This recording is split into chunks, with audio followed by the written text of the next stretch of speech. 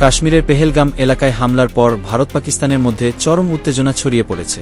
কূটনৈতিক থেকে সামরিক সব পর্যায়েই যুদ্ধাবস্থা বিরাজ করছে দিল্লি ও ইসলামাবাদের মধ্যে। এই উত্তপ্ত পরিস্থিতিতে বাংলাদেশের সঙ্গে সম্পর্ক আরও মসৃণ করতে উদ্যোগী হয়েছে পাকিস্তান। বাংলাদেশের অন্তর্বর্তী সরকারের উদ্দেশ্যে সেই বার্তা দিয়েছেন পাকিস্তানের প্রতিরক্ষামন্ত্রী খাজা মুহাম্মদ আসিফ।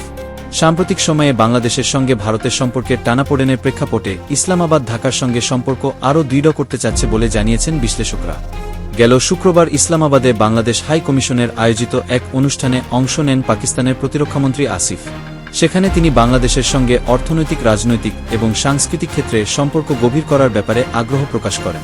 পাকিস্তানি এবং ভারতীয় সংবাদ মাধ্যমগুলোর প্রতিবেদনে উঠে এসেছে, পাকিস্তানের প্রতিরক্ষামন্ত্রী বাংলাদেশ সরকারের পাশাপাশি সাধারণ মানুষের প্রতিও শুভেচ্ছা জানান এবং ঢাকা ইসলামাবাদ সম্পর্ককে অত্যন্ত গুরুত্বপূর্ণ বলে উল্লেখ করেন।